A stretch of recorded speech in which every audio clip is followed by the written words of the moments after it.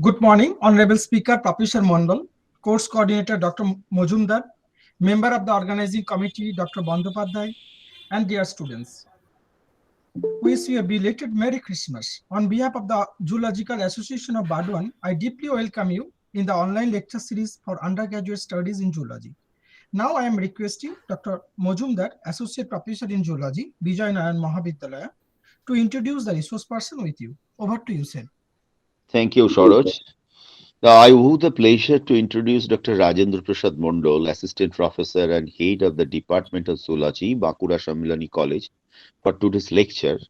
Dr. Mondol completed his bachelor's and master's from the University of Burdwan. Thereafter, he pursued his research advent in the Department of Zoology of the University of Burdwan. In his journey through the research world, Dr. Mondal has published 26 papers in different nationally and internationally reputed journals. He has also the experience of being refreshed through 4 refresher and orientation courses and delivered 24 lectures in different national and international seminars and symposia. He also has run an UGC minor research project on and from 2007-2016. He is also an active member of Biodiversity Management Committee under the West Bengal Biodiversity Board and also an active member of Zoological Association of Burdwan. So, in these few words, I invite Dr. Mondal to deliver today's topic. Dr. Mondal, please. Thank you, organizing secretary and other members for providing me this platform to interact with these brilliant and wonderful students. So, thank you again, the Zoological Association of Bardhaman. I am also the member of this association. So it's my pleasure to interact with, get the opportunity to interact with students. Thank you, Manavesh Da, Saroj, and Sam. So let us continue. তো একটা জিনিস আমি বলে দিই যে you can utilize both the Bengali and English in your Okay. lecture. It Okay. is not mandatory to deliver the lecture in English. No? Okay. Okay. Thank you. Okay, as you prefer. Okay. Yes. So, good morning, student. তোমরা শুনতে পাচ্ছ তো? Yes, sir, you are audible and your screen is visible. হ্যাঁ sir শোনা যাচ্ছে। আচ্ছা। So good morning you all. এই শীতের সকালে তোমাদের পিকনিকের মরশুমে তোমাদের এই ক্লাসে বসিয়ে একটা ইকোলজি ক্লাস নিয়ে আলোচনা করা একটা কষ্টের ব্যাপার। তবু চেষ্টা করবো তোমাদের সাথে আলোচনা করে একটা 1 ঘন্টার সময় তোমাদের আশা করি ভালো লাগবে। তো so first of all I would like to continue my lecture. So at first you have to know, in an organism is the smallest unit of ecological hierarchy and the basic unit of ecological study.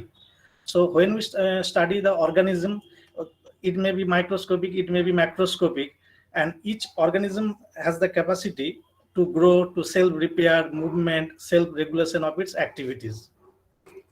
So when we study a single organism and its relation with surrounding environment, surrounding biotic and abiotic factors, this study we call organizational ecology. Similarly, when we compare the different organisms of the same species and interaction with other environmental factors, then we call it population ecology. So these are the common terms, as you all know: population, community, ecosystem, landscape ecology. So first of all, you have to know what is population, what are the definitions of populations. So at first I would like to say the word population derived from a Latin word populus, which means a group of people. But in the biological sense, population is an interbreeding group of individuals of a single species that occupy the same general area in a unit time. So একটা specific সময়, নির্দিষ্ট সময়ে কোনো একটা জায়গাতে কোনো একটা single স্পিসিসের যে ইন্টারব্রিডিং গ্রুপ অফ ইন্ডিভিজুয়ালস রয়েছে, সেই গ্রুপ অফ ইন্ডিভিজুয়াল স্পিসিসকে আমরা বলছি পপুলেশনস। অ্যাজ ফর এক্সাম্পল, তোমরা বর্ধমান শহরে বা বর্ধমানে যে হিউম্যান পপুলেশন, ইন্টারব্রিডিং একটা স্পিসিস পপুলেশন, তার আমরা বলতে পারি হিউম্যান পপুলেশন। Similarly, community বলতে আমরা কি বুঝবো? Community is the assemblage of interacting populations that inhabit the same area. Same এরিয়াতে বিভিন্ন ইন্টারাক্টিং যে পপুলেশনস গুলো রয়েছে, বিভিন্ন প্রজাতির যে পপুলেশনস গুলো রয়েছে, তাদের মধ্যে যে ইন্টারাক্টিং যে রিলেশনশিপ যদি থাকে তাদেরকে আমরা বলবো কমিউনিটি। সিমিলারলি এই যে বিভিন্ন কমিউনিটিগুলো যখন এনভায়রনমেন্টাল অ্যাবায়োটিক ফ্যাক্টরসের সাথে রিলেশন করে থাকবে তখন তাদেরকে আমরা ইকোসিস্টেম আমরা বলতে পারি। সুতরাং অর্গানাইজেশনাল ইকোলজি এবং পপুলেশন ইকোলজির একটা ডিফারেন্স রয়েছে। when we study the population ecology, so in case of population ecology, it is the study of populations in relation to the environment, including environmental influences on population density, distribution, age structure and population size. আমরা যেমন একটা ইন্ডিভিজুয়ালের যখন study করি তার growth দেখতে পাই, তার মৃত্যু দেখতে পাই, তার বিভিন্ন এজ গ্রুপ এজ স্ট্রাকচার দেখতে পাই বিভিন্ন অর্গানিজমের। সিমিলারলি যে কোনো একটা পপুলেশন নিয়ে যদি আমরা স্টাডি করি সেই পপুলেশনের মধ্যে আমরা কি দেখতে পাবো, পপুলেশনের মধ্যে আমরা দেখতে পাবো সেই অর্গানিজমের পপুলেশনের যে নাম্বার অফ ইন্ডিভিজুয়ালস, সেই ইন্ডিভিজুয়ালটা বিভিন্ন ফ্যাক্টরসের জন্য ভ্যারি করে। দ্যাট মিনস পপুলেশন ডেন্সিটি, তার ডিস্ট্রিবিউশন, কোন জায়গায় তাদেরকে পাবো কি পাবো না, ভেরিয়াস এজ গ্রুপস এবং পপুলেশন সাইজ, এই সমস্ত কিছু যদি আমরা স্টাডি করি তাদেরকে আমরা বলবো পপুলেশন ইকোলজি। সিমিলারলি আমরা যখন কমিউনিটি ইকোলজি বলবো তখন আমরা কি দেখবো, ভেরিয়াস গ্রুপস অফ অর্গানিজমসকে ভেরিয়াস পপুলেশনের সাথে যে অ্যাবায়োটিক ফ্যাক্টরস বা ভেরিয়াস যে পপুলেশন তারা একে অপরের সাথে কিভাবে ইন্টারাকশন করে রয়েছে সেটাকে, সেই স্টাডিটাকে আমরা বলবো কমিউনিটি ইকোলজি। সুতরাং আমরা যদি ডেফিনেশন অনুযায়ী আসি, পপুলেশন বলতে আমরা কি বুঝবো, স্মিথের ডেফিনেশন অনুযায়ী population is a group of organisms of the same species occupying a particular area at a particular time. So in a specific time, in a unit area te নির্দিষ্ট সংখ্যক যে group of organism of the same species পাবো, সেই group of same স্পিসিসের যে অ্যাসেম্বলেজ, সেই অ্যাসেম্বলেজটাকে আমরা বলবো populations. এবারে এই যে পপুলেশন, অনেক সময় দেখা যায় এই পপুলেশনের মধ্যে আবার কিছু লোকাল পপুলেশন আমরা দেখতে পাই, সেই লোকাল পপুলেশনকে আমরা বলি ডেমি। সিমিলারলি আমরা এমনও দেখতে পাই হয়তো পাশাপাশি অ্যাডজাসেন্ট কিছু পপুলেশন রয়েছে, সেই অ্যাডজাসেন্ট পপুলেশনের মধ্যে কিছু কিছু অর্গানিজমস রয়েছে তারা একটা হ্যাবিটেট থেকে পাশের হ্যাবিটেটে চলে যাচ্ছে। অর্থাৎ a set of local population connected by dispersing individuals are called meta population. তাদেরকে আমরা তখন মেটা পপুলেশন বলবো। অ্যাজ ফর এক্সাম্পল ধরে নাও কোন একটা রাইস ফিল্ড আর তার সারাউন্ডিং একটা রিভার রয়েছে, রিভারের যে টোটাল পপুলেশন আমরা দেখবো তো সেটা একটা টোটাল পপুলেশন। আবার আমরা যে পাশের যে গ্রাসল্যান্ড বা আমরা যে ফরেস্ট এরিয়া পাচ্ছি, এগ্রিকালচারাল ফিল্ড, সেখানে যে আমরা টোটাল পপুলেশন পাবো সেটা একটা পপুলেশন। কিন্তু এই যে দুটো পপুলেশনের মধ্যে টোটাল পপুলেশন, এরা একটা জায়গার মেম্বাররা পাশের ফিল্ডে তারা যেতে পারে, ফিল্ডের টোর তারাও কিন্তু রিভারে আসতে পারে, তখন এই পপুলেশনকে আমরা লোকাল পপুলেশন, যদি শুধুমাত্র সেই জায়গাটার পপুলেশনটাকে লোকাল পপুলেশন বলবো, আর ওভারঅল এই পপুলেশনটাকে তখন আমরা বলবো মেটা পপুলেশন। সিমিলারলি পপুলেশনকে আমরা আরো কতগুলো টার্মে ভাগ করতে পারি, unitary and modular population. Unitary population কি? ইউনিটারি পপুলেশন হচ্ছে আমরা এমন অনেক অর্গানিজম পাই, বিশেষ করে হায়ার অর্গানিজমদের ক্ষেত্রে, সেখানে আমরা কি দেখতে পাই, হায়ার অর্গানিজমসের ক্ষেত্রে আমরা দেখতে পাচ্ছি তাদের মধ্যে একটা স্পেসিফিক বা একটা ডেফিনেট গ্রোথ দেখতে পাই, একটা লংজিভিটি দেখতে পাই, এবং তাদের মধ্যে আমরা সেক্সুয়াল রিপ্রোডাকশন দেখতে পাই। So we can assume the growth of that particular population. So this type of population is called unitary populations. Mostly higher organisms মধ্যে আমরা দেখতে পাই, অ্যানিমালদের মধ্যে আমরা দেখতে পাই। But what is modular population? Modular populationের ক্ষেত্রে সেই ইন্ডিভিজুয়ালস গুলো মোড অফ রিপ্রোডাকশন সেক্সুয়ালি হবে, অর্থাৎ তাদের মধ্যে আমরা নির্দিষ্ট সেক্সুয়াল রিপ্রোডাকশনের মাধ্যমে গ্রোথ হবে, as well as asexual reproduction মাধ্যমে বেশ কিছু মডিউল তৈরি করবে অ্যাসেক্সুয়াল রিপ্রোডাকশনের মাধ্যমে। ফলে আমরা ভেরিয়াস টাইপ অফ রিপ্রোডাকশনের মাধ্যমে তারা কিন্তু সেই পপুলেশনটা ডেভেলপমেন্ট হবে। তো সেই রকমের পপুলেশনটাকে আমরা বলতে পারি মডিউলার পপুলেশন। সুতরাং এই টার্মগুলো একটু জানবে, মডিউলার পপুলেশন কাকে বলে, ইউনিটারি পপুলেশন কাকে বলে, মেটা পপুলেশন কাকে বলে।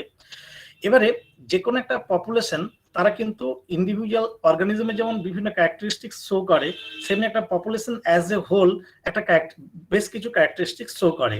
সেই ক্যারেক্টারিস্টিক্স গুলো কি কি সেটা অ্যাজ ওয়েল মানে পুরোপুরি তাকে বলতে পারি আমরা characteristics of population, like population density, birth rate, death rate, age distribution, growth form, population equilibrium, dispersion, population fluctuation, biotic potential. There are several factors, several characteristics we can see in any population. So first of all, what we have to know, what is population density.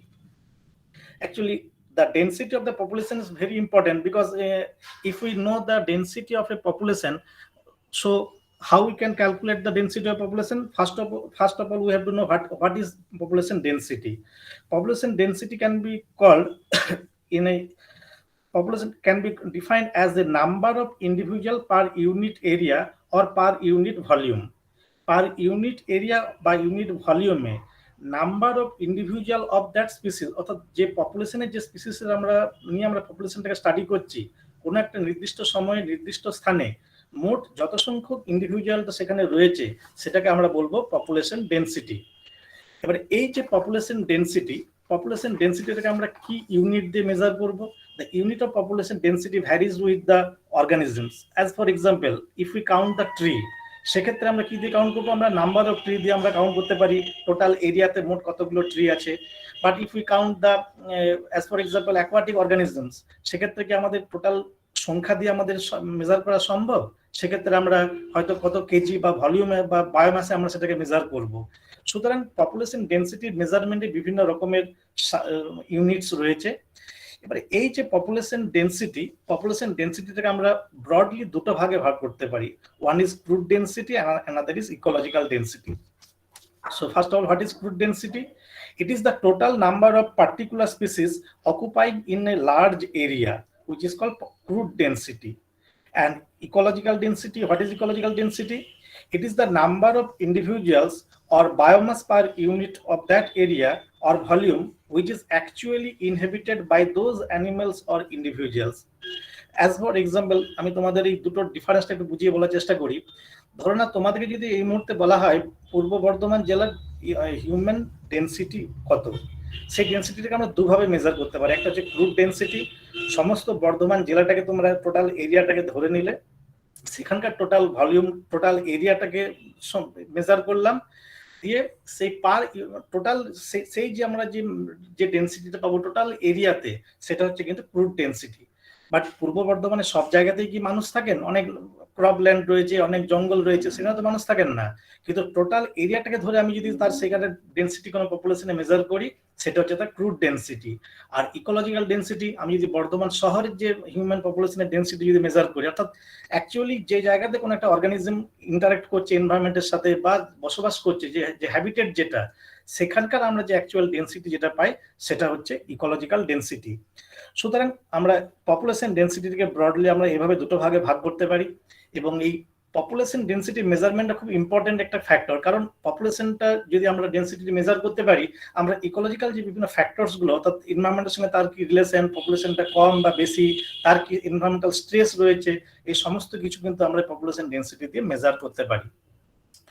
এবারে population density মেজারমেন্টকে আমরা মেজারটা করবো কি করে? আমরা একটু আগে যেটা বলছিলাম, কাউন্টিং ইন্ডিভিজুয়াল আমরা কাউন্ট করে করতে পারি, by estimates by counting individual, আমরা ওজন দিয়ে কত কেজি, একবার হয়তো ফিশিং করলাম, একবার নেটিং এ কত কেজি মাছ পেলাম, সেই দিয়ে আমরা একটা মোটামুটি অ্যাসাম্পশন করতে পারি পন্ডের মধ্যে কত পরিমাণ মাছ আছে। আমরা কিছু ইনডাইরেক্ট ইন্ডিকেটর দিয়ে করতে পারি, যেমন ধরো কোনো ফিল্ডে আমরা একটা লাইট ট্র্যাপ দিলাম, কোন একটা ইনসেক্টকে ট্র্যাপ করলাম, বা বিভিন্ন ধরনের যে ট্র্যাপিং টেকনিক রয়েছে, সেখানে কি পরিমাণ আমরা ইনসেক্ট পেলাম বা কোনো কিছু পেলাম, সেই দিয়ে আমরা ইনডাইরেক্টলি আমরা কিন্তু আমরা সেটাকে পপুলেশন ডেনসিটিটাকে মেজার করতে পারি। বা আমরা মার্ক রিক্যাপচার মেথডের মাধ্যমে করতে পারি। কোনো একটা ফিল্ডে যে সেখানে কোনো ইন্ডিভিজুয়ালকে, কোনো একটা অর্গানিজমকে একটা মার্কিং করলাম, তারপরে সেখানে আবার সেটাকে আবার ফিল্ডে তাদের নর্মাল হ্যাবিটেটে ছেড়ে দিলাম, আবার আমরা বিভিন্নভাবে তাদেরকে আবার রিক্যাপচার করছি। এভাবে আমরা যে ফর্মুলা তোমাদের স্ক্রিনে দেখতে পাচ্ছ, সেভাবেও কিন্তু আমরা মেজারমেন্ট ফিল্ডে করতে পারি।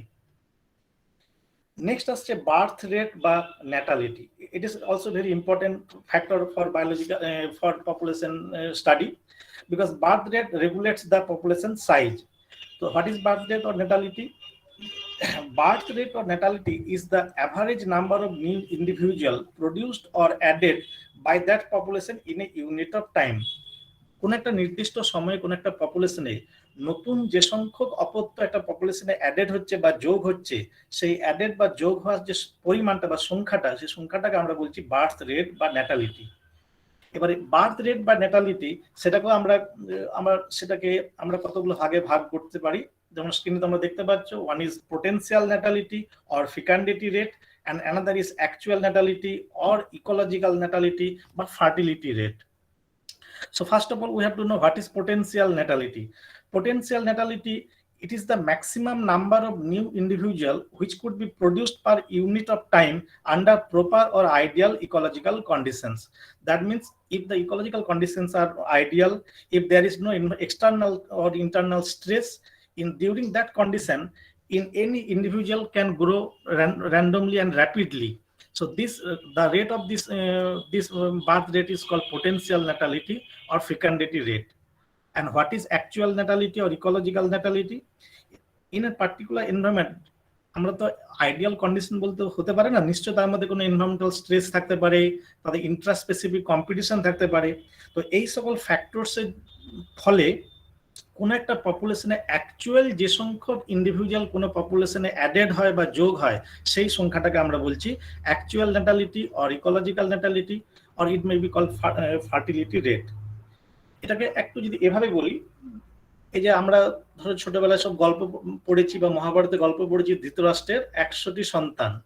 এখন তোমরা 100টি সন্তান কোথাও শুনতে পাই আমরা কোনো দম্পতির মধ্যে?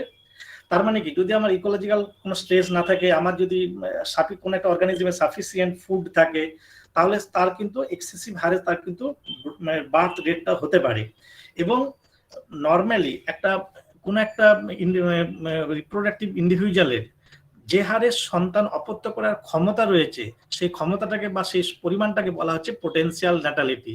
In case of human being, female individual প্রতি বছর একটি করে সন্তান সে কিন্তু প্রসব করতে পারে।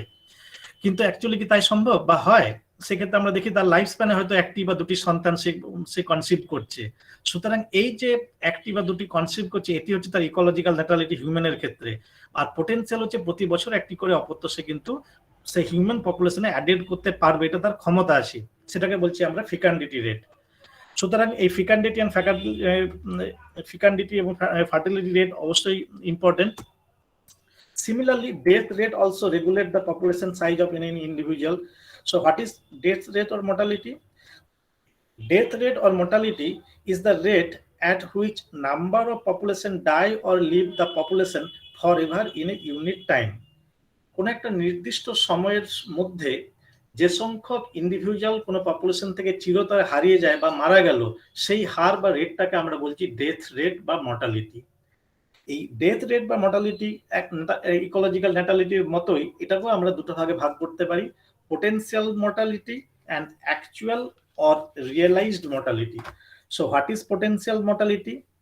It is the minimum number of normal death which could occur under ideal conditions due to physiological changes of old age. বয়সজনিত কারণে বা বয়স হওয়ার জন্য যে কোনো অর্গানিজম তার একটা নর্মালি ফিজিওলজিক্যাল কারণের জন্য তার মৃত্যু ঘটে, সেই যে হার বা সেই যে রেটটা, সেই রেটটাকে আমরা বলবো potential mortality. But what is actual or realised mortality? Actual or realized mortality is the actual death which could occur due to various factors. শুধুমাত্র কি বয়সজনিত কারণে আমাদের মৃত্যু হয়? আমাদের কোনো অ্যাক্সিডেন্ট হলো, কোনো রোগ হলো, কোনো এই যে আমাদের মহামারীর মধ্যে দিয়ে আমরা অতিক্রম করলাম, বিভিন্ন জায়গায় বিভিন্ন বয়স এজ গ্রুপের মানুষ মারা গেলেন, তো সেটা হচ্ছে অ্যাকচুয়াল বা রিয়েলাইজড মর্টালিটি। সুতরাং কোন একটা পপুলেশনের যেমন পোটেনশিয়াল মর্টালিটি হচ্ছে minimum death which could occur due to old age, সেটাকে বলছি পোটেনশিয়াল মর্টালিটি। বাট অ্যাকচুয়াল অর রিয়েলাইজড মর্টালিটি হচ্ছে অ্যাকচুয়ালি যে সংখ্যক অপত্য বা অ্যাকচুয়াল যে সংখ্যক ইন্ডিভিজুয়াল কোনো পপুলেশন থেকে হারিয়ে যাচ্ছে, সেটাকে আমরা বলছি অ্যাকচুয়াল অর রিয়েলাইজড মর্টালিটি। সুতরাং এই যে ডেথ রেট এবং বার্থ রেট বললাম, সেটাকে যদি আমরা birth rate divide by death rate, সেটাকে যদি আমরা পার্সেন্টেজ যদি আমরা ভাগ করি, সেটাকে আমরা বলবো ভাইটাল ইন্ডেক্স। এবং এই ইন্ডেক্সটা কিন্তু যে কোনো পপুলেশনকে মেজার করতে গেলে বা পপুলেশনকে ভালোভাবে বুঝতে গেলে সেই ইন্ডেক্সটা আমাদের জানা প্রয়োজন। এবারে এই যে বার্থ রেট এবং ডেথ রেট যেমন জানলাম, আমাদের সেক্ষেত্রে আমরা আরো কতগুলো আমাদের জানতে হবে, সেটা হচ্ছে প্যাটার্ন অফ ডিস্ট্রিবিউশন। আমরা বিভিন্ন অর্গানিজমকে দেখি নেচারে, সেই অর্গানিজমগুলো বিভিন্নভাবে তারা তাদের ডিসপারশনটা বিভিন্ন রকম ভাবে আমাদের তাদের ডিসপারশনটা দেখতে পাই। এই যে ডিসপারশন ব্রডলি ডিসপারশনটাকে আমরা তিনটে ভাগে ভাগ করছি। একটা হচ্ছে ইউনিফর্ম ডিসপারশন, ক্লাম্প ডিসপারশন এবং random dispersion. So what is dispersion? Dispersion is the spatial pattern of individual in a population relative to one another. অর্থাৎ একটা পপুলেশনে যে ইন্ডিভিজুয়াল রয়েছে তারা একে অপরের সাপেক্ষে কিভাবে তারা অবস্থান করছে সেটাকে আমরা বলছি ডিসপারশন। এই ডিসপারশনটাকে আমরা একটু আগেই বললাম তিন ভাবে ভাগ করলাম। তো এই প্যাটার্ন অফ ডিসপারশনটা কিন্তু অবশ্যই পপুলেশনের স্টাডির ক্ষেত্রে ইম্পর্টেন্ট। কোথায় কিভাবে অবস্থান করছে কোনো একটা পপুলেশন সেটা স্টাডির জন্য আমাদের প্রয়োজন। তো এই ডিসপারশনটা আমরা ইউনিফর্ম ডিসপারশন বলতে আমরা কি বুঝি? ইউনিফর্ম ডিসপারশন বলতে বোঝাচ্ছে the individuals are more or less spread at equal distance from one another. একে অপরের থেকে একটা ইকুয়াল ডিস্টেন্স মেইনটেইন করে একে অপরের সঙ্গে অবস্থান করবে। যদিও ছবিতে এখানে দেওয়া রয়েছে পেঙ্গুইন ছবি আমরা নেট থেকে পেলাম, কিন্তু এটা অ্যাকচুয়ালি ইউনিফর্ম ডিসপারশন অ্যানিমেলদের মধ্যে খুব একটা দেখা যায় না। মেনলি আমরা ক্রপ ল্যান্ডের মধ্যে আমরা যে ধরুন গাছ লাগাই, ধরো একটা ম্যাঙ্গো ফরেস্ট, ম্যাঙ্গো একটা প্লান্টেশন করছি বা কোনো গাছের প্লান্টেশন করছি, আমরা তখন মেজার করে একটা গাছের সঙ্গে অন্য গাছের ইকুয়াল ডিস্টেন্স মেনটেন করে আমরা সেটাকে প্লান্টেশন করি।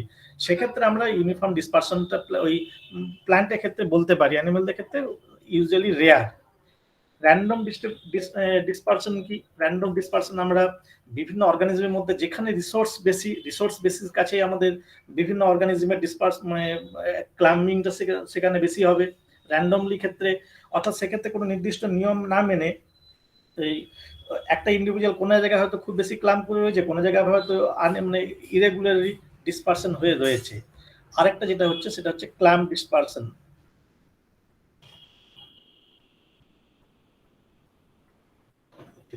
ক্লাম্প ডিসপারশন বলতে যেখানে রিসোর্স বেশি সেই জায়গাতে হয়তো সে কোনো একটা পপুলেশনের ইন্ডিভিজুয়াল তারা এক জায়গায় গ্যাদার করে রয়েছে।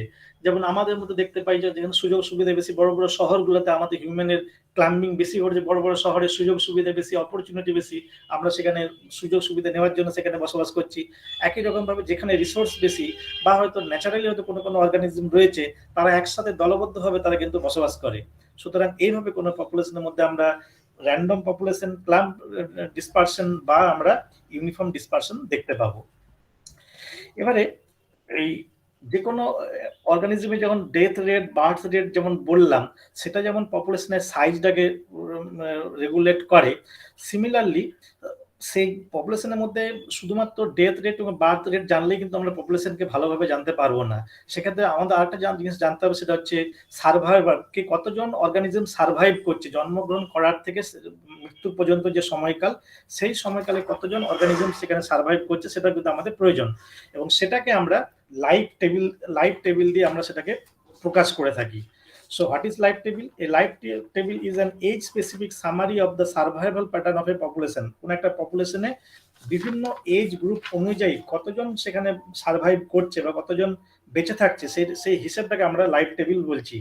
এবং এই যে লাইফ টেবিল, এটাকে আমরা মেনলি এজটাকে আমরা এক্স অ্যাক্সিস দিয়ে প্লটিং করি এবং নাম্বার অফ সার্ভাইভারটাকে আমরা ওয়াই দিয়ে আমরা এটাকে প্লট করি।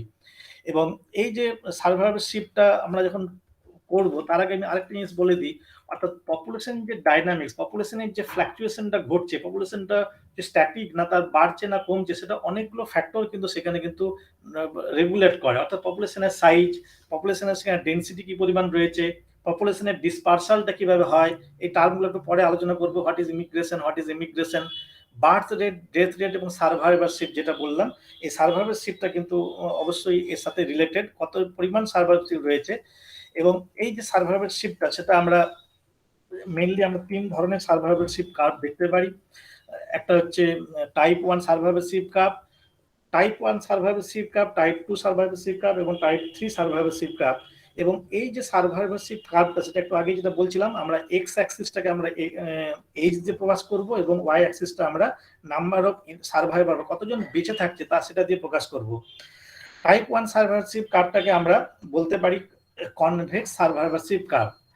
এক্ষেত্রে কি হয় না, এক্ষেত্রে আমরা দেখব যে একটা অপত্য জন্মগ্রহণ করার পরে তাদের প্রথম অবস্থাতে ডেথ রেটটা higher at the old age, বয়স যখন হবে সেই সময় তাদের ডেথ রেটটা বেশি হবে, বাট ইয়াং কন্ডিশনে তাদের ডেথ রেটটা কিন্তু তুলনামূলকভাবে কম হবে। এই রকমের এজ কার্ভটাকে আমরা বলি টাইপ 1 সারভাইভারশিপ কার্ভ। আমরা মানুষের মধ্যে দেখতে পাই আমাদের যদিও প্রিনেটাল ডেথ কিছু হয়, কিন্তু আমাদের বেশি মৃত্যুটা আমাদের বয়সজনিত কারণে হয়। নেক্সট হচ্ছে টাইপ 2 সারভাইভারশিপ কার্ভ। টাইপ 2 এটা steady death rate through out the life, অর্থাৎ এটাকে আমরা বলতে পারি ডায়াগোনাল সারভাইভারশিপ কার্ভ। অর্থাৎ আমরা এটা মেইনলি আমরা ল্যাবরেটরি কন্ডিশনের ক্ষেত্রে দেখে যাই, যদি আইডিয়াল কন্ডিশন যদি দিই, অর্থাৎ জন্ম শুরু থেকে মৃত্যু পর্যন্ত মোটামুটি সব সময়তেই throughout the life survival রেটটা কিন্তু মোরলেস সেম থাকবে। আর type 3 survivorship curve, large number of youngs receive little or more care, অর্থাৎ এদের ক্ষেত্রে দেখা যায় এটাকে আমরা বলতে পারি concave survivorship curve. Mainly marine organisms বা বিভিন্ন ধরনের যে মোলাস্কা রয়েছে তাদের মধ্যে আমরা এই ধরনের সারভাইভারশিপ কার্ভটা দেখতে পাই। অর্থাৎ সেক্ষেত্রে কি দেখবো, সেক্ষেত্রে দেখবো যখন ইয়াং কন্ডিশনে death rate is maximum in young condition. So এবং তারপরে যখন বয়স হয়ে যাবে আমাদের কিন্তু একটা স্টেডি একটা কন্ডিশন আমরা দেখতে পাবো। সিমিলারলি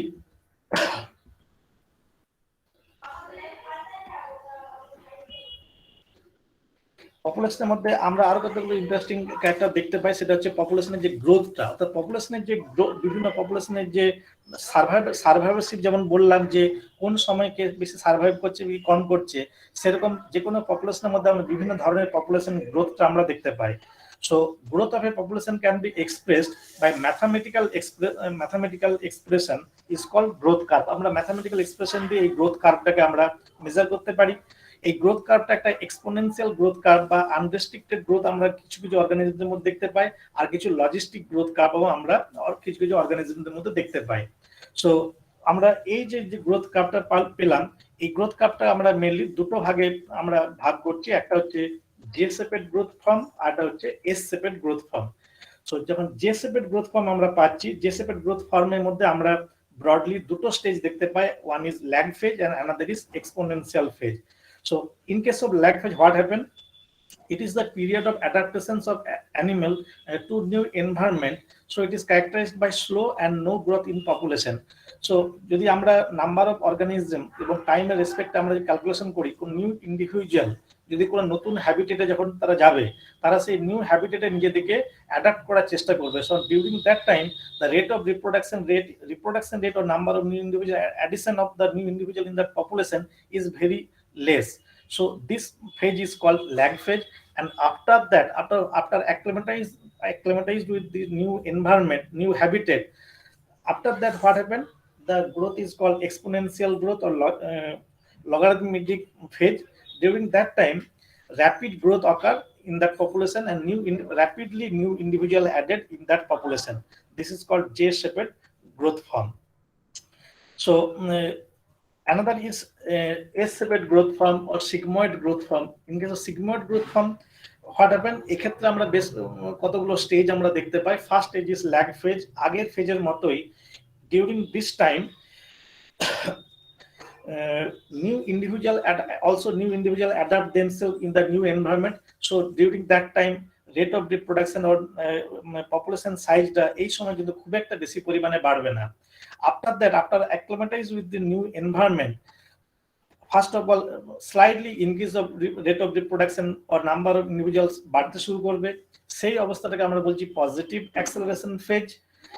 আফটার ফিউ টাইম সেই গ্রোথটা হবে এক্সপোনেনশিয়াল কন্ডিশনে হবে, এবং এই পিরিয়ডে কিন্তু rapid rise of the population কার্ভে দেখতে পাচ্ছি টাইমের রেসপেক্টে র্যাপিড এখানে গ্রোথ হচ্ছে। হওয়ার পরে আলটিমেটলি যখন রিসোর্সটা কমে কমে আসবে, সেই সময় কিন্তু তার পপুলেশনের গ্রোথটা আস্তে আস্তে কমতে শুরু করবে, এবং সেই সময় যে পপুলেশন সেই যে ফেজটা আমরা পাবো সেটাকে আমরা বলছি নেগেটিভ অ্যাক্সেলারেশন ফেজ। এবং আফটার নেগেটিভ অ্যাক্সেলারেশন ফেজের পর একটা কন্ডিশনে আসার পরে পপুলেশনে কিন্তু গ্রোথটা কিন্তু আর খুব একটা বেশি হবে না। পপুলেশন কিন্তু তার নিজের একটা নির্দিষ্ট মানে সে নিজেকে বজায় রাখার চেষ্টা করবে, অর্থাৎ তার ক্যারিং যে ক্যাপাসিটি, সেই ক্যারিং ক্যাপাসিটির কাছাকাছি সে থাকার চেষ্টা করবে।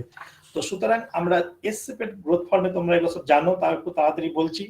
Lag phase, positive acceleration phase, exponential phase, negative acceleration phase এবং স্টেশনারি ফেজ অর প্লাটু তো এই স্টেজগুলো আমরা পেতে পারি এবং এগুলো এইভাবে আমরা ক্যালকুলেশন করে আমরা যদি সিগমার যে ক্যালকুলেশন করে আমরা এটাকে মেজার করতে পারি।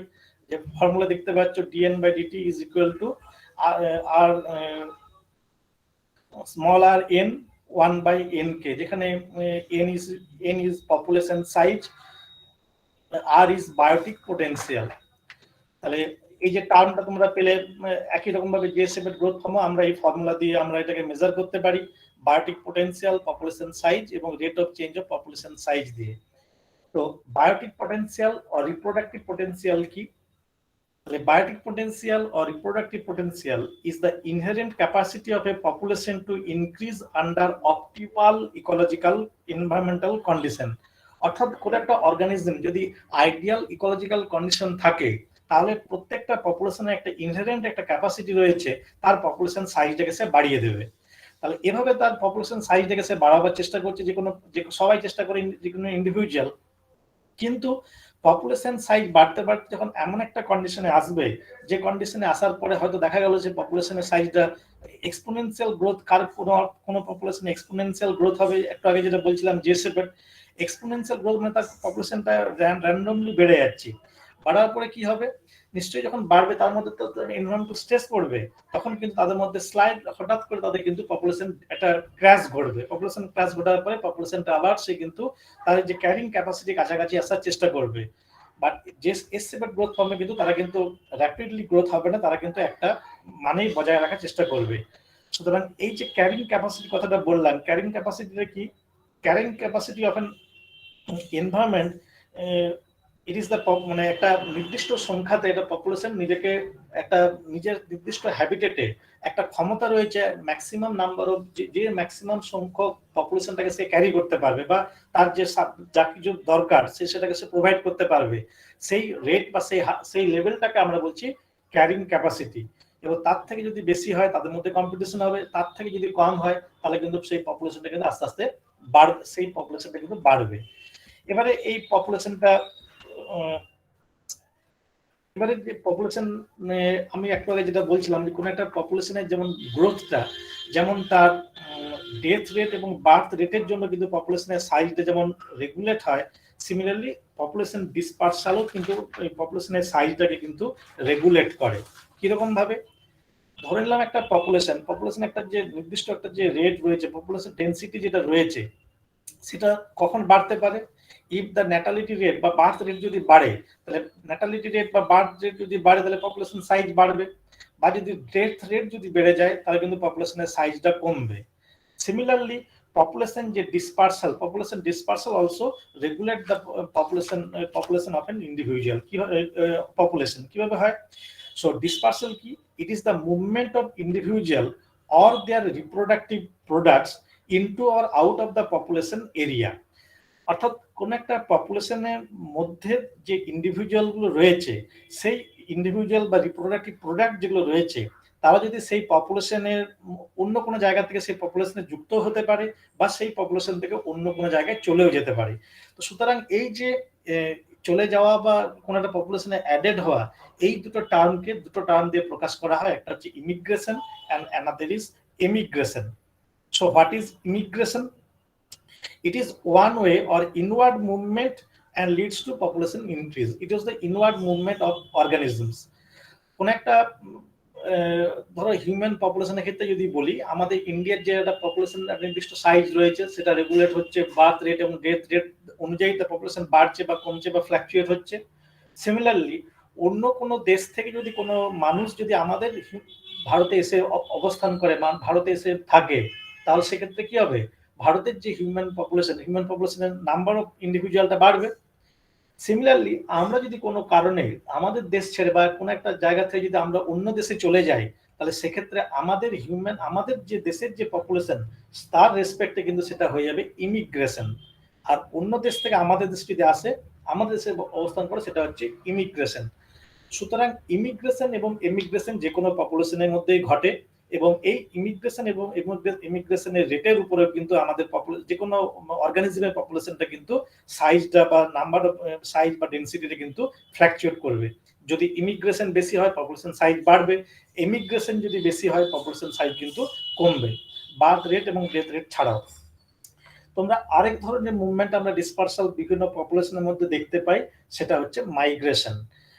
আর ইমিগ্রেশনটা কেন হয় কোন পপুলেশনে? there are various factors which can regulate this type of movement. Suppose if কোন একটা হ্যাবিটেটে যদি এনভায়রনমেন্টাল স্ট্রেস বা যদি এনভায়রনমেন্টাল ফ্যাক্টর যদি খুব ডিজায়ার সুটেবল না হয়, সেক্ষেত্রে কি হবে? পপুলেশন থেকে সেখানে চলে যাবে। সেখানে যদি কম্পিটিশন বেশি হয়, সেখানে যদি প্রিডেটর বেশি হয়, সেখানে যদি কোনো কারণে একটা ন্যাচারাল ক্যালামিটি হয়, তাহলে সেই পপুলেশন থেকে ইন্ডিভিজুয়াল সেখান থেকে অনেক জায়গায় তারা চলে যাবে। সুতরাং সেক্ষেত্রে সেই পপুলেশন থেকে চলে গেলে সেই পপুলেশনের সাপেক্ষে কিন্তু হয়ে যাবে ইমিগ্রেশন। আর যদি environmental condition suitable, adequate food রয়েছে, আদার্স কোনো এনভায়রনমেন্টাল প্রিডেটর নেই, এরকম সুটেবল কন্ডিশন হলে কি অন্যান্য জায়গাতে কোনো ইন্ডিভিজুয়াল এসে সেখানে অ্যাডেড হবে। সুতরাং এই ঘটনাগুলো কিন্তু আমরা এনভায়রনমেন্টের মধ্যে কিন্তু কমনলি দেখে থাকি। আরেকটা মুভমেন্ট আমরা জানি যেটা হচ্ছে ডিসপার্সেল। ডিসপার্সেলটা তোমরা যেটা ডিসপার্সেলের মধ্যে আরেকটা হচ্ছে মাইগ্রেশন। এটা সবাই জানো তোমরা, migration is the two-way periodic or seasonal dispersal of entire population from one habitat to a complete new territory and return back to old habitat. আমরা এই শীতকালে বার্ডদের মধ্যে খুব ভালো দেখতে পাই, কোনো একটা বার্ড পপুলেশন একটা অন্য দেশের তারা বাসিন্দা, তারা সেই দেশ থেকে হয়তো অন্য কোনো একটা সুটেবল এনভায়রনমেন্টাল, সেখানে হ্যাজার্ড রয়েছে, প্রচন্ড ঠান্ডা, তারা কিন্তু তুলনামূলকভাবে গরম দেশের যে টেম্পারেচার তুলনামূলকভাবে গরম, সেই জায়গায় পুরো পপুলেশনটা চলে যাচ্ছে। তাহলে একটা হ্যাবিটেট থেকে পুরো পপুলেশন অন্য জায়গায় আসছে, আবার তারা কিন্তু it is a two way movement, অর্থাৎ আবার সেই এনভায়রনমেন্টাল কন্ডিশনটা যখন আবার সুটেবল তাদের অ্যাকচুয়াল অরিজিনাল হ্যাবিটেটে হবে, তারা কিন্তু সেই হ্যাবিটেট আবার ফিরে যাবে। সুতরাং এইভাবেও কিন্তু পপুলেশনের সাইজটা কিন্তু ওই মাইগ্রেশনের জন্য কিন্তু পপুলেশন সাইজটা ফ্ল্যাকচুয়েট করে। Next is age distribution. Age distribution also is important for any population. So it is the number or percentage of individual of the population in different age group. অর্থাৎ বিভিন্ন এজ, একটা পপুলেশনের যে বিভিন্ন age গ্রুপে individuals রয়েছে, সেটাকে আমরা যদি ক্যালকুলেশন করতে পারি বা মেজার করতে পারি, সেটা কিন্তু it is very important to study any population. কারণ আমরা এই এজ গ্রুপটা জানতে পারলে আমরা সেই পপুলেশনের ট্রেন্ড, পপুলেশনের গ্রোথটা আমরা কিন্তু প্রেডিক্ট করতে পারবো বা পপুলেশনটাকে আমরা মেজার করতে পারবো। So age factor is the relative number of individual of each age group. এবং in case of population ecology, আমরা ব্রডলি তিনটে এজ গ্রুপকে আমরা ভাগ করি। একটা হচ্ছে pre reproductive age group, reproductive age group and post reproductive age group. কারণ পপুলেশনের সাইজ বা ডেন্সিটি রেগুলেট করে মেনলি পপুলেশন ন্যাটালিটি বা বার্থ রেট দিয়ে। সুতরাং আমরা পপুলেশনটাকে যদি আমরা এইভাবে ইমাজিনারি তিনটে এজ গ্রুপে ডিভাইড করতে পারি, তাহলে কিন্তু আমরা পপুলেশনটাকে আমরা কিন্তু ভালোভাবে বুঝতে পারবো। সো এই স্ট্রাকচারটাকে যদি আমরা পরপর যদি আমরা সাজাই, তাহলে আমরা কি বুঝতে পারবো? আমরা পপুলেশনটা কি কন্ডিশনে আছে সেটাও কিন্তু আমরা ভালোভাবে বুঝতে পারবো। যেমন একদম বাঁ দিকে যেটা আমরা যেটা দেখছি কেনিয়ার পপুলেশনের ক্ষেত্রে আমরা কি দেখতে পাচ্ছি, আমরা যদি এখানে আলাদা করে লেখা নেই, ধরো না আমাদের মানুষের ক্ষেত্রে ধরো এটা এই যে 15 থেকে 19 এই সময়টা, অর্থাৎ পিউবার্টি পরে, এটা হচ্ছে এর আগে পর্যন্ত আমরা প্রি রিপ্রোডাক্টিভ এজ গ্রুপ ধরতে পারি, এই 14 পর্যন্ত বয়স, 10 থেকে 14 পর্যন্ত। এখানে কি দেখছি, হিউম্যান পপুলেশনে প্রি রিপ্রোডাক্টিভ এজ গ্রুপের নাম্বার অফ ইন্ডিভিজুয়ালস কিন্তু এখানে ম্যাক্সিমাম, তার পরবর্তী হচ্ছে রিপ্রোডাক্টিভ এজ গ্রুপ, এবং এই জায়গাটা হচ্ছে পোস্ট রিপ্রোডাক্টিভ এজ গ্রুপ বা ওল্ড এজ অর্গানিজমস। তাহলে আমরা যদি কোনো একটা পপুলেশনকে স্টাডি করি, সেই পপুলেশন স্টাডি করে আমরা এইরকম যদি একটা এজ পিরামিড পাই, এই ধরনের এজ পিরামিড থেকে আমরা কি আমরা প্রেডিক্ট করতে পারবো যে যেহেতু এখানে প্রি রিপ্রোডাক্টিভ এজ গ্রুপের মেম্বাররা বেশি, সুতরাং এই পপুলেশনটা কিন্তু একটা এক্সপ্যান্ডিং কন্ডিশনে আছে। এই পপুলেশনে ইন্ডিভিজুয়াল কিন্তু টাইমের রেসপেক্টে অবশ্যই বেড়ে যাবে, এবং তারা ভবিষ্যতে সে পপুলেশন অনেক বাড়বে। কারণ কি, প্রি রিপ্রোডাক্টিভ এজ গ্রুপটা তো সবচেয়ে বেশি, এরাই কিছুদিন পরে তো রিপ্রোডাক্টিভ এজ গ্রুপে যাবে, তাহলে আবার নিউ ইন্ডিভিজুয়াল অ্যাডেড করবে, ফলে আবার প্রি রিপ্রোডাক্টিভ এজ গ্রুপ বেশি হবে। সুতরাং এই পপুলেশনটা কিন্তু অবশ্যই কিন্তু এক্সপ্যান্ডিং কন্ডিশনে কিন্তু রয়েছে। আমাদের ভারতবর্ষে তো একই রকম অবস্থা। আমাদের ভারতবর্ষে যতই বলি জনসংখ্যা বেশি, আমাদের লাস্ট সেন্সাস অনুযায়ী প্রায় 40% 40% হচ্ছে ইয়ুথ অর্থাৎ 18 বছর বা তার কাছে। সুতরাং এরা যখন পরবর্তী ক্ষেত্রে নেক্সট জেনারেশনে যাবে, এদের তো আমার হিউম্যান পপুলেশন আস্তে আস্তে আবার বাড়বে। সিমিলারলি বেল শেপেড পিরামিড বা স্টেবল পিরামিড কোথায় দেখতে পাবো? আমরা যদি ইউনাইটেড স্টেটস এর পপুলেশন দেখি, সেক্ষেত্রে আমরা কি দেখতে পাচ্ছি? প্রি রিপ্রোডাক্টিভ এজ গ্রুপ যে ধরনের মেম্বার রয়েছে, reproductive age group more or less same, এবং পোস্ট রিপ্রোডাক্টিভ এজ গ্রুপও কিন্তু প্রায় কাছাকাছি। সুতরাং এই ক্ষেত্রে আমরা দেখবো যত সংখ্যক নিউ ইন্ডিভিজুয়াল অ্যাডেড হবে, আর তত সংখ্যকই প্রায় কাছাকাছি সংখ্যকই মারা যাচ্ছে। সুতরাং এই পপুলেশনটাকে আমরা বলতে পারি একটা স্টেবল কন্ডিশনে রয়েছে। তাহলে এরকম ভাবে আমরা পপুলেশনটাকে এজ পিরামিড দিয়েও পপুলেশনটাকে আমরা প্রেডিক্ট করতে পারবো কোন কন্ডিশনে রয়েছে। আর আনশেপেড বা ডিক্লাইনিং পপুলেশন কি? অর্থাৎ সেক্ষেত্রে দেখতে পাবো কি প্রি রিপ্রোডাক্টিভ এজ গ্রুপটা কম, রিপ্রোডাক্টিভ বেশি, তার তুলনায় পোস্ট রিপ্রোডাক্টিভ বেশি। তো এইরকম যদি কোনো এজ গ্রুপ দেখতে পাই, সেক্ষেত্রে আমরা কি দেখতে পাবো? যদি প্রি রিপ্রোডাক্টিভ এজ গ্রুপ কম হয় আর যদি পোস্ট রিপ্রোডাক্টিভ বেশি হয়, তার মানে কি নাম্বার অফ বার্থের তুলনায় নাম্বার অফ ডেথটা বেশি। সেক্ষেত্রে পপুলেশনটাকে আমরা বলতে পারি ডিক্লাইনিং পপুলেশন, অর্থাৎ যে পপুলেশনটা আস্তে আস্তে কমে আসছে। জাপান, ইটালি এই সকল দেশে হিউম্যানের ক্ষেত্রে এই ধরনের পপুলেশনটা কিন্তু ডিক্লাইনিং পপুলেশনটা দেখা যাচ্ছে। তাহলে এগুলো যেমন বললাম, এর সাথে সাথে পপুলেশনে আরো কতগুলো ক্যারেক্টারিস্টিক্স রয়েছে, যে অর্থাৎ পপুলেশন ডেনসিটি, ন্যাটালিটি, এগুলো যেমন রেগুলেট করছে। আমরা সার্ভাইভারশিপ কার্ভ যেমন দেখতে পেলাম, এজ ডিস্ট্রিবিউশন দেখতে পেলাম, বিভিন্ন ধরনের গ্রোথ ফর্ম দেখতে পেলাম, জে শেপেড বা S shaped growth form. Similarly পপুলেশনের মধ্যে আমরা দেখতে পাচ্ছি ডিসপারশন দেখতে পেলাম। নেক্সট দেখতে পাবো পপুলেশন ফ্ল্যাকচুয়েশন। এটাও কিন্তু খুব ইম্পর্টেন্ট। পপুলেশন ফ্ল্যাকচুয়েশন মানে কি? আমরা দেখবো যে কোন একটা পপুলেশন সে কিন্তু সবসময়তে কনস্ট্যান্টলি স্ট্যাটিক থাকবে না। সেই পপুলেশনটা বিভিন্ন সময়ে কিন্তু পপুলেশনের সাইজটা ভ্যারি করে। সেই ভ্যারি করার কারণটা আমি একটু আগেই বললাম, যেমন ন্যাটালিটি, মর্টালিটি, ডিসপারসাল অর্থাৎ ইমিগ্রেশন তো হলোই। এছাড়াও কিন্তু বিভিন্ন পপুলেশনে কিন্তু বিভিন্ন সিজনাল ফ্ল্যাকচুয়েশন আমরা দেখতে পাই, অ্যানুয়াল ফ্ল্যাকচুয়েশন দেখতে পাই। সিজনাল ফ্ল্যাকচুয়েশন কি রকম না? Seasonal changes of population size which are controlled by life history adaptations and seasonal changes of the environment। অর্থাৎ আমরা দেখতে পাচ্ছি, যেমন ধরো আমরা কি দেখি যে একটা পপুলেশন, আমরা বলি বর্ষাকালে মশার পপুলেশনটা বেড়ে যায়। কারণ কি? সেখানে বৃষ্টি হয়, জল জমে, জলে ব্রিডিং গ্রাউন্ড বাড়ে, মসকিউটো পপুলেশন বাড়ছে। অন্য সময় কি মসকিউটো পপুলেশন নেই? নিশ্চয়ই আছে, কিন্তু ওই সময় পপুলেশন সাইজটা বেড়ে যাচ্ছে। অর্থাৎ কোনো একটা নির্দিষ্ট সিজনে আমরা দেখছি পপুলেশন সাইজটা এক্সেসিভ হারে বাড়ছে। আবার অ্যানুয়াল ফ্ল্যাকচুয়েশনও দেখতে পাই, কোন একটা সময় হয়তো বছরের কোনো একটা নির্দিষ্ট সময়ে সেখানকার এনভায়রনমেন্টাল কন্ডিশন ভালো, বা কন্ডিশন ভালো হওয়ার জন্য সেই আমরা পপুলেশনের মধ্যে সেই সময়টাতে বছরের নির্দিষ্ট সময়ে পপুলেশনে আমরা ফ্ল্যাকচুয়েশনটাকে আমরা বেশি দেখতে পাচ্ছি। সুতরাং এই পপুলেশন ফ্ল্যাকচুয়েশনটা কিন্তু আমাদের নেচারে খুব কমনলি দেখতে পাই, এবং এই পপুলেশন ফ্ল্যাকচুয়েশনটা সেগুলো সেই পপুলেশন বা সেই অর্গানিজমের এনভায়রনমেন্টাল কন্ডিশন কেমন, এনভায়রনমেন্টাল কন্ডিশন সেটাকে রেগুলেট করে। তার সাথে সাথে সেখানকার অর্থাৎ তাদের, যেমন আমরা ধরো বিভিন্ন এই যে লোকাস্ট, কিছুদিন আগে আমরা দেখেছিলাম লোকাস্টের একটা পপুলেশন চারদিকে ওই পাঞ্জাব বা বিভিন্ন রাজ্যগুলোতে চলে এসেছিল। লোকাস্ট কি বছর অন্য সময় থাকে না? নিশ্চয়ই থাকে। কিন্তু এই লোকাস্ট পপুলেশনটা কি হয়েছিল, তারা সাধারণত ড্রাই বা এরিড রিজিয়নে তারা থাকে, সেখানে তারা থাকে। কিন্তু কোনো একটা সময়ে হয়তো তাদের দেখা গেল যে তাদের হঠাৎ করে তাদের পপুলেশন বুম হয়েছে, পপুলেশনটা খুব বেশি পরিমাণে বেড়ে গেছে। যদি খুব বেশি পরিমাণে বেড়ে যায়, তখন তারা কি করবে? তাদের খাবারের অভাব হবে। যদি খাবারের অভাব হয়, তখন সেই পপুলেশনটা সেই নিজের হ্যাবিটেট থেকে তারা সারাউন্ডিং যে একটা ঝাঁক হিসেবে তারা অন্য ক্রপ ল্যান্ডে চলে আসবে, এবং ক্রপ ল্যান্ডে এসে কিন্তু তারা কিন্তু বেশ পরিমাণে কিন্তু তারা ক্ষতি সাধন করবে। তো এইরকম পপুলেশন ফ্ল্যাকচুয়েশন আমরা কিন্তু বিভিন্ন সময়ে বিভিন্ন জায়গাতে আমরা পপুলেশন ফ্ল্যাকচুয়েশনটাকে আমরা দেখতে পাই। এবারে এই পপুলেশন ফ্ল্যাকচুয়েশন তো দেখলাম। এবারে পপুলেশনটা, এটা তো বিভিন্ন ফ্যাক্টর সেটাকে রেগুলেট করে, কিন্তু পপুলেশন নিজেকে রেগুলেট করতে পারে, বা পপুলেশন যে রেগুলেশন হবে, আমাদের প্রশ্ন, why do all population eventually stop growing? একটা পপুলেশন কি নিজেই বৃদ্ধিটা বন্ধ করে দেয় বুঝতে পেরে? না, পপুলেশন ফ্যাক্টর সেটাকে রেগুলেট করে।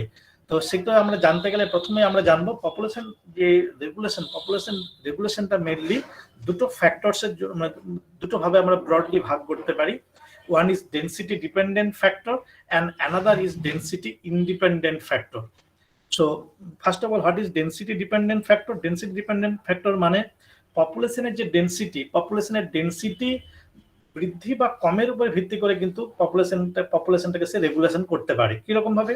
ফার্স্ট হচ্ছে লিমিটিং রিসোর্সেস মানে কি?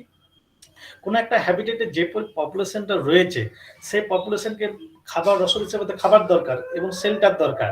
এবারে একটা পপুলেশন একটা অনেক বেশি হ্যাবিটেট রয়েছে, পপুলেশনের সাইজটা কম, তারা কি করবে? যদি এক্সেসিভ ফুড থাকে, এক্সেসিভ হ্যাবিটেট থাকে, পপুলেশন তার ন্যাচারাল ইনহেরেন্ট ক্যাপাসিটি রয়েছে, পপুলেশন সাইজটাকে বাড়িয়ে যাবে। তো এইভাবে যখন পপুলেশন সাইজটাকে বাড়িয়ে যাচ্ছে, বাড়িয়ে যেতে যেতে এমন একটা সময় আসবে তার হ্যাবিটেট এবং তার ফুডের মধ্যে একটা স্কেয়ারসিটি দেখা দেবে। তো যখন হ্যাবিটেট বা স্কেয়ারসিটি অফ ফুড দেখা দেবে তখন কিন্তু তারাই কিন্তু নিজেদেরকে রেগুলেশন করবে পপুলেশন সাইজটাকে। মানে যখনই ইন্টারস্পেসিফিক কম্পিটিশনটা বাড়বে তখনই কিন্তু পপুলেশনটাকে ডেনসিটি তাকে রেগুলেট করবে এবং আলটিমেটলি এটা একটা লিমিটিং রিসোর্স। যখন রিসোর্সটা কমে আসবে পপুলেশনটা কিন্তু অটোমেটিক রেগুলেশন হবে। Similarly production of toxic West, বিভিন্ন অর্গানিজম রয়েছে, বিশেষ করে আমরা ল্যাবরেটরি কন্ডিশনে দেখা যেতে পারে কোনো একটা অর্গানিজম আমরা কালচার করছি, সে কিন্তু তার পপুলেশনটা হয়তো প্রথম অবস্থায় আমরা ব্যাকটেরিয়া কালচার করছি, ইনোকুলেট করলাম, অল্প অনেক মিডিয়া রয়েছে, সেই মিডিয়াতে খুব ভালো করে গ্রো করছে, কিন্তু যখন এক্সেসিভ গ্রোথ হবে তখন তার কিন্তু তার যে টক্সিন সাবস্টেন্সকে সিক্রেশন করবে, সেই টক্সিনটা সেই পপুলেশনটাকে রেগুলেট করবে বা নষ্ট করবে। সিমিলারলি ডেনসিটি ডিপেন্ডেন্ট ফ্যাক্টরের মধ্যে ইনফেকশাস ডিজিজ ইম্পর্টেন্ট একটা ফ্যাক্টর, কারণ various infectious disease also regulate the population size of any particular population. সেটা হিউম্যানের ক্ষেত্রে যেমন, বিভিন্ন অর্গানিজমের ক্ষেত্রে একই রকম। যদি একটা পপুলেশনে যদি খুব, এই যে আমরা এই কোভিড ক্ষেত্রে আমরা কি দেখলাম, যে যেখানে ক্রাউডের যে শহরগুলো, সেই ক্রাউডের শহরের মধ্যে আমাদের কোভিডের রেটটা, ইনফেকশন রেটটা বেশি, কারণ ক্রাউডের জায়গা, সেখানে বেশি মানুষের সাথে একে অপরের সাথে ইন্টারাকশন হচ্ছে, ফলে তাড়াতাড়ি স্প্রেডটা বেশি হচ্ছে। তুলনামূলকভাবে গ্রামের দিকে সেখানে কিন্তু ইনফেকশনটা তুলনামূলকভাবে কম দেখতে পাচ্ছি। সুতরাং পপুলেশন ডেনসিটি যদি বেশি হয় সেক্ষেত্রে ইনফেকশাস ডিজিজটা বাড়ার সম্ভাবনা বেশি। ইনফেকশাস ডিজিজও কিন্তু শুধু তাই নয়, ইনফেকশাস ডিজিজও কিন্তু সেভাবে কিন্তু আস্তে আস্তে পপুলেশনটাকে রেগুলেট করতে পারবে। প্রিডেশনটা অর্থাৎ কোন একটা জায়গায় আমরা ফরেস্টের মধ্যে আমরা দেখি, হয়তো দেখা গেল যে হার্বিভোর পরিমাণ খুব বেড়ে গেছে। যদি হার্বিভোর খুব বেশি পরিমাণ বেড়ে যায় তো তাদেরকে খাবার জন্য সেখানে কার্নিভোর আস্তে আস্তে বাড়তে শুরু করবে, বা যদি কার্নিভোর অল্পও থাকে, কার্নিভোর যদি দেখে যে আমার এখানে ফুড রিসোর্স বেশি রয়েছে, একই রকম ভাবে হার্বিভোর যদি বেশি থাকে তখন কার্নিভোর তার পপুলেশনটাকে বাড়াবে এবং আলটিমেটলি তখন তারা প্রিডেট করে হার্বিভোরের পপুলেশনটাকে কমাবে। সুতরাং এইভাবে কিন্তু যে কোনো এনভায়রনমেন্টের, যে কোনো ইকোসিস্টেমের মধ্যে এই যে খাদ্য বা প্রিডেটর যে রিলেশনটা, প্রিডেটর বাড়লে প্রে এবং প্রিডেটর তারাও কিন্তু পপুলেশনটাকে রেগুলেশন হয়। একই রকম ভাবে স্ট্রেস অর্থাৎ যে বিভিন্ন রকমের যে ফিজিক্যাল স্ট্রেস, বিভিন্ন রকমের যে এনভায়রনমেন্টাল স্ট্রেস, এই এনভায়রনমেন্টাল স্ট্রেস বা ফিজিক্যাল স্ট্রেস, সেই স্ট্রেসটাও কিন্তু আমাদের ডাইরেক্টলি বা ইনডাইরেক্টলি এনভায়রনমেন্টাল মানে যে কোনো পপুলেশন সাইজটাকে রেগুলেট করে। আরেকটা হচ্ছে ইমিগ্রেশন এবং এমিগ্রেশন, এটাও কিন্তু একটা ডেনসিটি, এমিগ্রেশন একটা ডেনসিটি ডিপেন্ডেন্ট একটা ফ্যাক্টর। অর্থাৎ সেখানে এই যে কথাগুলো বললাম, অর্থাৎ লিমিটিং রিসোর্স বা আমাদের যে যদি সেখানকার যদি এনভায়রনমেন্টাল কন্ডিশন, যদি টক্সিক পরিমাণ বেশি হয়, ডিজিজ যদি বেশি হয় বা প্রিডেশন রেটটা যদি বেশি হয়, সেক্ষেত্রে কি করবে, পপুলেশনের একটা ইনহেরেন্ট ক্যাপাসিটি রয়েছে সেই পপুলেশন থেকে বা সেই স্ট্রেসটাকে ওভারকাম করার জন্য সে নিউ হ্যাবিটেট বা নিউ টেরিটরি সে খুঁজে নেবে। তো সুতরাং সেই পপুলেশন থেকে সে এমিগ্রেশন করে কিন্তু সেই পপুলেশন সাইজটাকে রেগুলেট করবে। আমার একটা ঘরে 10-12 জন আমরা মানুষ থাকছি, আমাদের অসুবিধা হচ্ছে, আমরা তখন কি করি, সেই জায়গা থেকে আমরা অন্য একটা ঘর করে সেই জায়গায় চলে যাই, ফলে সেই জায়গাটার বা সেই লোকালিটির পপুলেশনটা কমে যায়। তো এইভাবে কিন্তু অ্যানিমালদের মধ্যে কিন্তু এইভাবে ইমিগ্রেশনটা যে হয়, ইমিগ্রেশনের মাধ্যমে কিন্তু ডেনসিটি ডিপেন্ডেন্ট ফ্যাক্টর হিসেবে কাজ করে এবং সেটা পপুলেশনটাকে রেগুলেট করে। সিমিলারলি কিছু একটা ডেনসিটি ইন্ডিপেন্ডেন্ট ফ্যাক্টরসও রয়েছে। এই ডেনসিটি ইন্ডিপেন্ডেন্ট ফ্যাক্টর কিন্তু আমাদেরকে যে কোনো পপুলেশনের সাইজটাকে রেগুলেট করে। কিরকম ভাবে? যেমন ডেন্সিটি ডিপেন্ডেন্ট ফ্যাক্টরটা বললাম, অর্থাৎ পপুলেশন ডেন্সিটি বাড়লো, পপুলেশন ডেন্সিটি বাড়ার সাথে সাথে তারা রেগুলেট করছে, কিন্তু এই ডেন্সিটিটা পপুলেশন ডেন্সিটি যাই হোক না কেন সেটা কিন্তু ডেন্সিটি ইন্ডিপেন্ডেন্ট ফ্যাক্টর সরাসরি পপুলেশনের উপরে সে এফেক্ট করে। পপুলেশন সাইজ কম থাকলেও সে ইফেক্ট ফেলবে, বেশি থাকলেও সে ইফেক্ট ফেলবে। সেই ফ্যাক্টরস গুলো কি কি?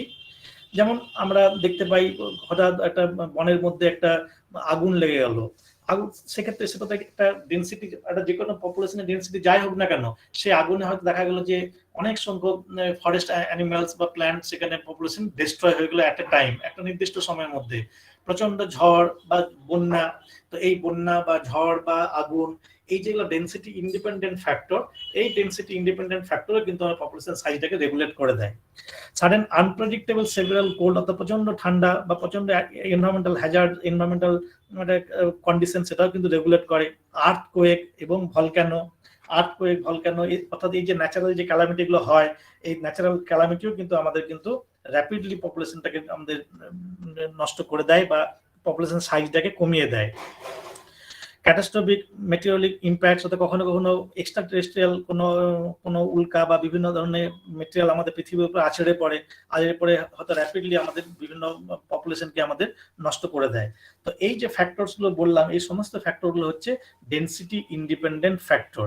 সুতরাং একটা পপুলেশনের, যেমন একটা পপুলেশন ইন্ডিভিজুয়ালে যেমন অনেকগুলো ক্যারেক্টারিস্টিক্স দেখতে পেলাম, গ্রোথ অর্থাৎ বৃদ্ধি হয়, বিভিন্ন রকম জন্ম হয়, মৃত্যু হয় একটা ইন্ডিভিজুয়ালেরও, সেরকম একটা গ্রুপ অফ অর্গানিজমস বা যে পপুলেশন বলছি, সিমিলার গ্রুপ অফ অর্গানিজমস, তারা যখন পপুলেশন, সেই পপুলেশনে কিন্তু তারা ইউনিটলি একটা অর্গানিজমের মতোই তারা ইউনাইটেডলি বিভিন্ন এই ক্যারেক্টারিস্টিক্স গুলো শো করে, অর্থাৎ পপুলেশন ক্যারেক্টারিস্টিক্স গুলো, এবং তারাও কিন্তু ডেন্সিটি ডিপেন্ডেন্ট এবং ডেন্সিটি ইন্ডিপেন্ডেন্ট ফ্যাক্টরস গুলো রয়েছে।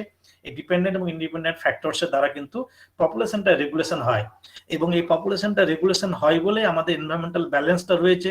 কারণ একটা পপুলেশন ডেন্সিটি যদি বেড়ে যায়, তারা কিন্তু প্রত্যেকে একে অপরের সাথে ইন্টারকানেক্টেড। আমি একটু আগে প্রথমে স্লাইড দিয়ে বলছিলাম, অনেকগুলো পপুলেশন তারা একসঙ্গে ইন্টারকানেক্টেড হয়ে আমরা কমিউনিটি তৈরি করি, অনেকগুলো কমিউনিটি একসাথে ইন্টারেক্টেড হয়ে অ্যাবার্ট ফ্যাক্টরসের সাথে মানে ইউনাইটেড হয়ে আমরা ইকোসিস্টেম তৈরি করি। সুতরাং পপুলেশনের সাইজ ডিফার করলে কমিউনিটির উপর চাপ পড়বে, কমিউনিটির মধ্যে যদি কোনো ডিস্টারবেন্স হয় সেক্ষেত্রে আমার সরাসরি আমাদের এনভায়রনমেন্টের উপরে বা আমাদের ইকোসিস্টেমের উপরে কিন্তু প্রভাব ফেলবে। সুতরাং ন্যাচারালি এবং ডেন্সিটি ডিপেন্ডেন্ট এবং ডেন্সিটি ইন্ডিপেন্ডেন্ট ফ্যাক্টরস গুলো কিন্তু আমাদের এইভাবে আমাদের যে এনভায়রনমেন্টাল ব্যালেন্সকে কিন্তু বজায় সবসময় রাখার চেষ্টা করে যাচ্ছে। তো এই ডিপেন্ডেন্ট এবং ইন্ডিপেন্ডেন্ট ফ্যাক্টরস গুলো বললাম, তারা কিন্তু সবসময় এইভাবে চেষ্টাগুলো করছে। সেটা ইন্ট্রা স্পেসিফিক বিভিন্ন কম্পিটিশন সেগুলো হতে পারে, এবং সবসময় ক্যারিং ক্যাপাসিটি বললাম বজায় রাখার চেষ্টা করে। সুতরাং আমি একদম শেষে চলে এলাম। আজকে তোমাদের সাথে এই ক্লাসে একটু ইন্টারাকশন করার সুযোগ পেলাম, যদিও ভার্চুয়াল মোডে সামনাসামনি পেলাম না। তোমাদের বলবো, তোমরা এই জুলজি অনার্স পড়ার সুযোগ পেয়েছো বা ভালো ভালো কলেজে তোমরা পড়াশোনা করছো, এই সুযোগটাকে তোমরা কাজে লাগাও, কাজে লাগিয়ে তোমরা নিজেদেরকে তৈরি করো ভবিষ্যতের জীবন যুদ্ধে জয়ী হওয়ার জন্য। সাবজেক্টটাকে ভালোবাসো, সাবজেক্টটাকে ভালোবাসলেই তোমরা সাবজেক্ট সম্বন্ধে জানতে পারবে, তোমাদের একটু ধারণা হবে, এবং আস্তে আস্তে তোমরা নিজেই প্রত্যেকে সফল হবে, এই আশা রাখছি। এই কথা বলে আমি আমার প্রেজেন্টেশনটা শেষ করছি। Thank you, sir, for your nice presentation and illuminating your valuable knowledge with us. Dear students, if you have any question, you may ask our honorable resource person. বলো, যদি কোনো বুঝতে অসুবিধা থাকে বলো, খুব সোজা ভাবে বললাম, বাংলায় বললাম, কোনো প্রশ্ন থাকে যদি কিছু থাকে।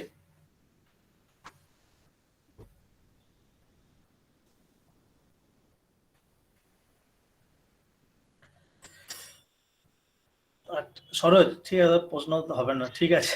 ছাত্রছাত্রীদেরকে অনুরোধ জানাই, তোমাদের যদি কোনো কোয়েশ্চেন থাকে স্যারের সাথে ইন্টারঅ্যাক্ট করতে পারো।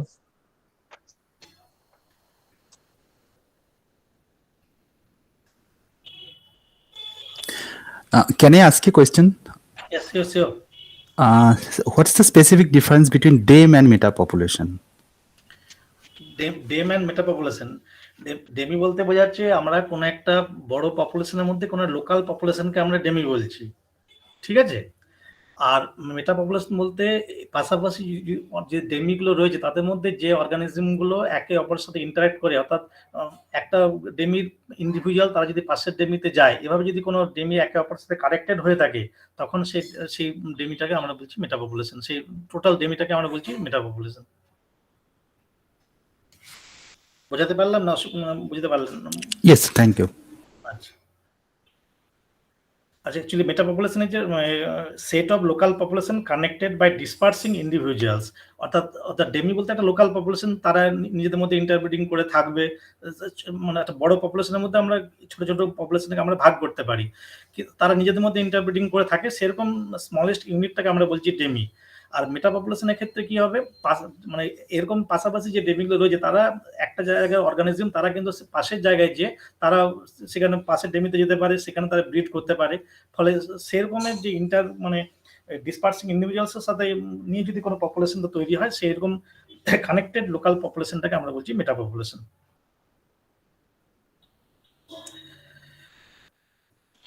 আর কারো কোনো প্রশ্ন আছে তাহলে প্রশ্ন করতে হবে, না হলে চ্যাট বক্সে তো ইমেল আইডি দেওয়া আছে, তোমরা পরে স্যারের সঙ্গে যোগাযোগ করে নিতে পারো, সেই সুযোগটা আছে।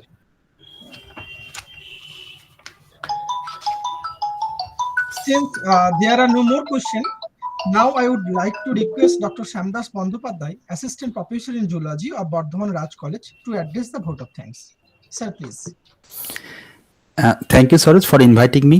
So, on behalf of Geological Association of Bardhaman, a warm and graceful morning to our most valued honorable speaker, and also the members of JAB, including Dr. Saroj Kumar Ghosh and Dr. Manavesh Mojumdar, who are actively engaged in making this effort a successful one, our dear students and everyone gathered here.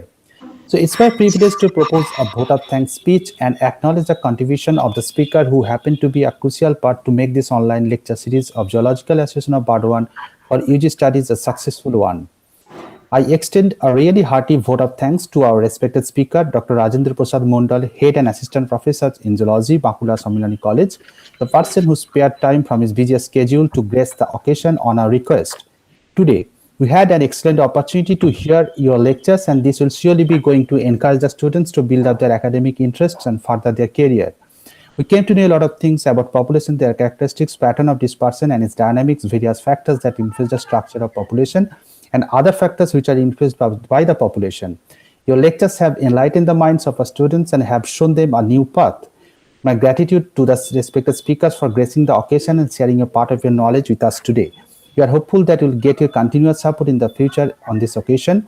Thank you very much once again for teaching us all about the population in ecological perspective in a comprehensive manner, and above all, encouraging the students. Over to Dr. Saroj Kumar Ghosh. Thank you, sir. Thank you. Now I conclude the session. Thank you for providing me this opportunity.